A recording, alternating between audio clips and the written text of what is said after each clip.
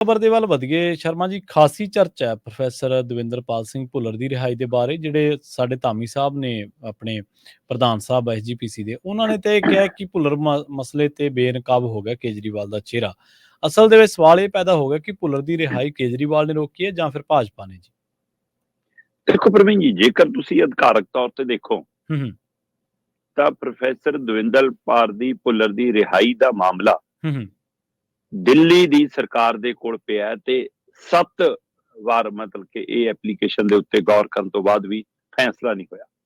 ਠੀਕ ਹੈ। ਇਸ ਵਾਰ ਵੀ ਦਿੱਲੀ ਸਰਕਾਰ ਦਾ ਜਿਹੜਾ ਸਜ਼ਾ ਦੀ ਸਮੀਖਿਆ ਵਾਲਾ ਬੋਰਡ ਹੈ, ਉਹ ਸਮੀਖਿਆ ਬੋਰਡ ਦੇ ਵਿੱਚ 46 ਕੈਦੀਆਂ ਦੇ ਹਵਾਲੇ ਨਾਲ ਇਹ ਮਾਮਲਾ ਆਇਆ ਕਿ ਇਹਨਾਂ 46 ਦੇ ਉੱਤੇ ਗੌਰ ਕਰਨੀ ਹੈ ਜੀ, ਤੇ 26 ਜਨਵਰੀ ਦੀ ਰਿਹਾਈ ਦੇ ਸੰਬੰਧ 'ਚ ਗੌਰ ਕਰਨੀ ਹੈ। ਠੀਕ ਹੈ ਜੀ। ਉਹਨਾਂ 46 ਦੇ ਵਿੱਚੋਂ 14 ਤੇ ਫੈਸਲਾ ਹੋਇਆ ਤੇ ਉਹਨਾਂ 14 ਦੇ ਵਿੱਚ ਪ੍ਰੋਫੈਸਰ ਦਵਿੰਦਰਪਾਲ ਭੁੱਲਰ ਦਾ ਨਾਮ ਨਹੀਂ। ਪ੍ਰੋਫੈਸਰ ਦਵਿੰਦਰਪਾਲ ਭੁੱਲਰ ਨੂੰ ਬੰਬ ਧਮਾਕਿਆਂ ਦੇ ਮਾਮਲੇ 'ਚ ਫਾਂਸੀ ਦੀ ਸਜ਼ਾ ਹੁੰਦੀ ਹੈ। ਉਸ ਤੋਂ ਬਾਅਦ ਚਾਰਜੋਈ ਕਰਨ ਤੋਂ ਬਾਅਦ ਉਹ ਉਮਰ ਕੈਦ 'ਚ ਬਦਲਦੀ ਹੈ। ਪਰ ਪਿਛਲੇ ਲੰਮੇ ਸਮੇਂ ਤੋਂ ਪ੍ਰੋਫੈਸਰ ਦਵਿੰਦਰਪਾਲ ਭੁੱਲਰ ਮਾਨਸਿਕ ਰੋਗ ਨਾਲ ਪੀੜਤ ਨੇ, ਜਿਹਦੇ ਕਾਰਨ ਉਹਨਾਂ ਦੀ ਧਰਮ ਪਤਨੀ ਲੰਬੀ ਲੜਾਈ ਲੜ ਰਹੀ ਹੈ ਤੇ ਉਹ ਕਹਿੰਦੀ ਕਿ ਮੈਂ ਮਾਹਰ ਨਰਸ ਹਾਂ, ਮੈਂ ਲੰਮਾ ਸਮਾਂ ਇਸ ਪ੍ਰੋਫੈਸ਼ਨ ਦੇ ਵਿੱਚ ਆਪਣੀ ਸੇਵਾ ਦਿੱਤੀ ਆ, ਕੈਨੇਡਾ ਤੱਕ ਦੇ ਵਿੱਚ ਮੈਂ ਵੱਡਾ ਇਹਦੇ ਵਿੱਚ ਯੋਗਦਾਨ ਪਾਇਆ, ਇਸ ਲਈ ਮੈਂ ਇਹ ਪ੍ਰਪੱਖ ਤੌਰ ਤੇ ਸਮਝਦੀ ਹਾਂ ਕਿ ਉਹਨਾਂ ਦੀ ਸੰਭਾਲ ਕਿਵੇਂ ਕੀਤੀ ਜਾ ਸਕਦੀ ਆ, ਇਸ ਲਈ ਘੱਟੋ ਘੱਟ ਘਰ ਤਾਂ ਭੇਜ ਦੋ। ਤੇ ਪਰ ਉਸ ਨੇ ਨਿਰਾਸ਼ਾ ਵੀ ਪ੍ਰਗਟਾਈ ਪ੍ਰਵੀਨ ਜੀ, ਉਹ ਕਹਿੰਦੀ ਕਿ ਮੈਂ ਸਾਰੇ ਰਾਜਨੀਤਿਕ ਲੀਡਰਾਂ ਦੇ ਦਰਾਂ ਤੇ ਜਾ ਕੇ ਦੇਖ ਲਿਆ, ਸਵੈ ਲਾਰਿਆਂ ਤੋਂ ਮੇਰੇ ਪੱਲੇ ਕਿਸੇ ਨੇ ਕੁਝ ਨਹੀਂ ਪਾਇਆ। ਮੁੱਖ ਮੰਤਰੀ ਭਗਵੰਤ ਮਾਨ ਦਾ ਜ਼ਿਕਰ ਕੀਤਾ ਉਹਨਾਂ ਨੇ ਤੇ ਕਹਿੰਦੀ ਮੈਂ ਇਹਨਾਂ ਕੋਲ ਵੀ ਜਾਇਆ ਤੇ ਹੁਣ ਕਹਿੰਦੀ ਮੇਰਾ ਕਿਸੇ ਲੀਡਰ ਕੋਲ ਜਾਣ ਲਈ ਜੀ ਨਹੀਂ ਕਰਦਾ ਜੀ। ਅੱਛਾ, ਉਹਨਾਂ ਦੀ ਪੀੜਾ ਨੂੰ ਵੀ ਸਮਝੋ। ਆ ਚਾਹੇ ਧਾਮੀ ਸਾਹਿਬ ਬਿਆਨ ਦੇਣ ਤੇ ਚਾਹੇ ਸੁਖਬੀਰ ਬਾਦਲ ਦੇਣ, ਚਾਹੇ ਅਕਾਲੀ ਬੋਲਣ ਤੇ ਚਾਹੇ ਆਪ ਵਾਲੇ ਦਮ ਭਰਨ ਕੇ ਅਸੀਂ ਕਰ ਰਹੇ ਹਾਂ, ਉਸ ਦੀ ਪੀੜ ਨੂੰ ਵੀ ਸਮਝੋ। ਸੋ ਇੱਕ ਪੀੜ ਇਹ ਨਹੀਂ ਹੁੰਦਾ। ਦੂਸਰਾ ਇਹ ਵੀ ਪੱਖ ਹੋਊਗਾ ਕਿ ਜਦੋਂ ਬਾਰ-ਬਾਰ ਡੇਰਾ ਸਿਰਸਾ ਮੁਖੀ ਨੂੰ ਪੈਰੋਲ ਮਿਲਦੀ ਆ, ਫਿਰ ਇਹ ਪੀੜ 'ਚ ਹੋਰ ਵਾਧਾ ਹੁੰਦਾ ਨਾ। ਇਹ ਸਾਰੇ ਹਵਾਲੇ ਨਾਲ ਹੁਣ ਜਦੋਂ ਇਸ ਵਾਰ ਦੁਬਾਰਾ ਮਾਮਲਾ ਇਹ ਆਇਆ ਤੇ ਅਕਾਲੀ ਦਲ ਨੇ ਇਹਨੂੰ ਪੂਰੇ ਜੋਸ਼ ਸ਼ੋਰ ਨਾਲ ਚੱਕਿਆ ਕਿ ਇਹਦੇ ਪਿੱਛੇ ਕੇਜਰੀਵਾਲ ਦੀ ਸਰਕਾਰ ਦੀ ਮਨਸ਼ਾ ਸਹੀ ਨਹੀਂ ਆ। ਪ੍ਰਵੀਨ ਜੀ, ਦੱਸਣ ਵਾਲੇ ਤਾਂ ਇਹ ਦੱਸਦੇ ਨੇ, ਕਹਿੰਦੇ ਜੀ ਕਿ ਖੁਦ ਭਗਵੰਤ ਮਾਨ ਵੀ ਇੱਛਕ ਸੀ ਕਿ ਪ੍ਰੋਫੈਸਰ ਭੁੱਲਰ ਦੀ ਰਿਹਾਈ ਹੋ ਜਾਵੇ। ਠੀਕ ਹੈ।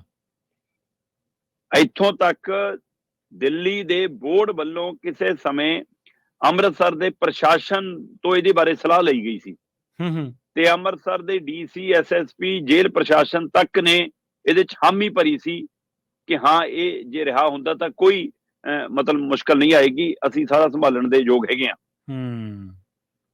ਤੇ ਜੇ ਸਰਕਾਰ ਵੀ ਚਾਹੁੰਦੀ ਆ, ਪੁਲਿਸ ਪ੍ਰਸ਼ਾਸਨ ਵੀ ਇਹਦੇ ਲਈ ਤਿਆਰ ਆ, ਤੇ ਫਿਰ ਦਿੱਲੀ ਸਰਕਾਰ ਨੂੰ ਕੀ ਇਤਰਾਜ਼ ਆ? ਸਵਾਲ ਇਹ ਆ। ਤੇ ਹੁਣ ਆਮ ਆਦਮੀ ਪਾਰਟੀ ਦੇ ਨੁਮਾਇੰਦਿਆਂ ਨੇ ਕੱਲ ਪੰਜਾਬ 'ਚ ਪ੍ਰੈਸ ਕਾਨਫਰੰਸ ਕਰਕੇ ਦਮ ਭਰਿਆ ਕਿ ਤਾਂ ਜੀ ਰਿਹਾਈ ਭਾਜਪਾ ਰੋਕ ਰਹੀ ਆ। ਠੀਕ ਹੈ।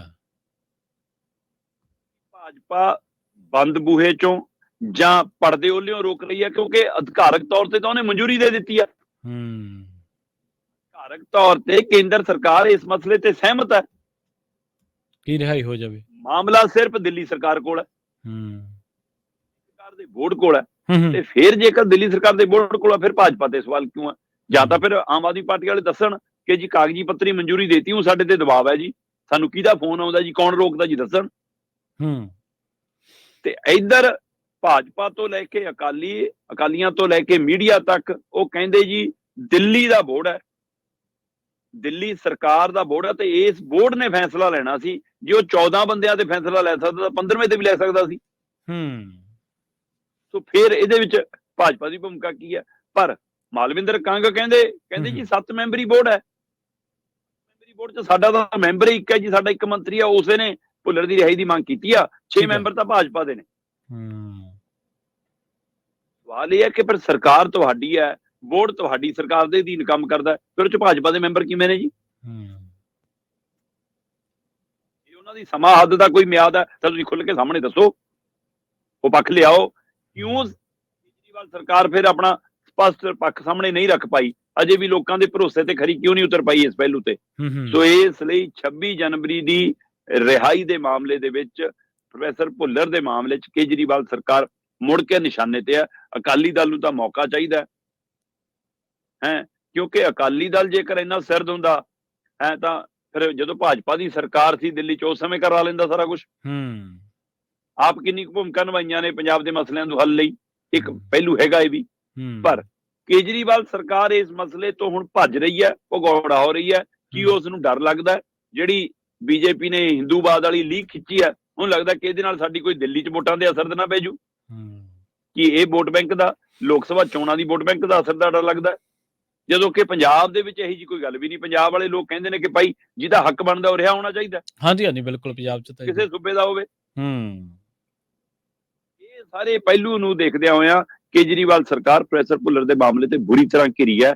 ਔਰ ਇਹ ਅੰਕੜੇ, ਇਹ ਤਸਦੀਕਾਂ, ਇਹ ਤਰੀਕਾਂ, ਇਹ ਬੋਰਡ, ਇਹ ਚਿੱਠੀਆਂ 7ਵੀਂ ਵਾਰ ਰੱਦ ਹੋਣਾ, ਇਹ ਸਾਰਾ ਕੁਝ ਕੇਜਰੀਵਾਲ ਸਰਕਾਰ ਨੂੰ ਕਟਹਿਰੇ 'ਚ ਖੜਾ ਕਰਦਾ ਹੈ।